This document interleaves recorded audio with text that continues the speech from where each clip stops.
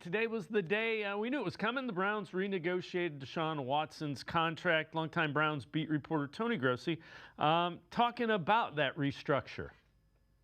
It explains why he was kept on the team because They have to. he's a reservoir. He's been like a credit account for them over the course of the 5 years. Which, to me, Tony, what does that leave them with now in terms of cap room as we head into Monday and next week, which is a big week for them? How much room do they have? Well, what can they do? I don't know up to date what it is. It puts them over. I mean, they were borderline even with the cap, or a little below it, a little above it.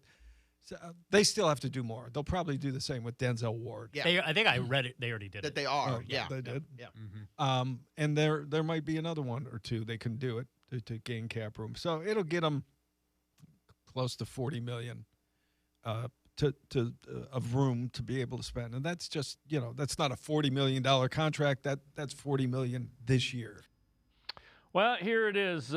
It will save them close to $36 million in cap space. They lower his cap number from 80.71. They have not done Denzel Ward yet, but they're working on it. The other one is they traded for Titus Howard. They're redoing his deal. That will save it. It's not going to count $21 million against the cap. That will add to that total of cap savings, cap space that they have free agency. Let's welcome in Garrett Bush, Ultimate Cleveland Sports Show in the Barbershop. G. Bush, the Deshaun Watson gold card. Don't run your franchise without it. But they need to do this, and they can make some moves.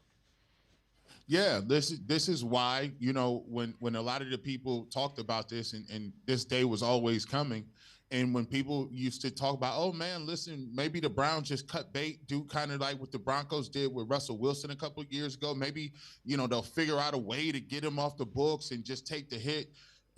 I've always laughed, and I've looked at it, and I talked about it today on Ultimate Cleveland Sports Show. I say, this is what accountability looks like, and people say, well, what does that mean?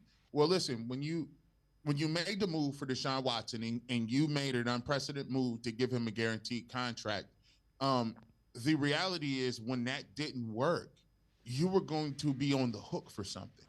And, it's easy to say just get rid of him. Everybody would like to do that. It just doesn't work that way. It's kind of like going to a car lot and being like, yeah, man, I really wanted that new Mercedes-Benz, and you got it. And then 2 years into the process, you have a car problem and the engine's messed up. And then you're like, okay, well, do I still have to make my car payment? Yeah. And you're going to have to fix it. So, and then you're like, well, the engine costs $25,000.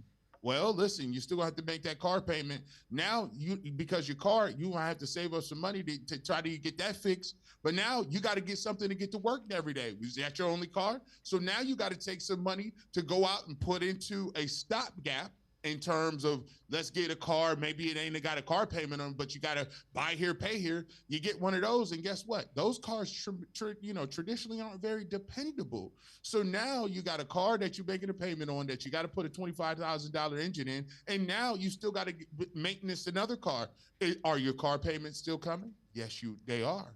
Now, this is real life. This is something every American can understand, and anybody with family can understand these type of things. But it's the same way with sports.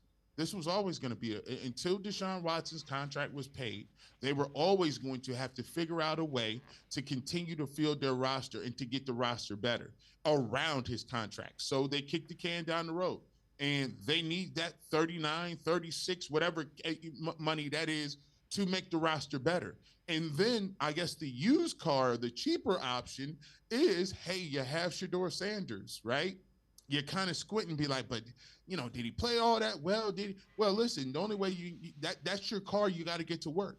Now, if this car turns out to be great and you don't have to, have a car payment on it, which you don't right now because he's on a fifth-round rookie deal, that's why you see people say, well, why are they investing, and why aren't they going after Malik Willis or Richardson?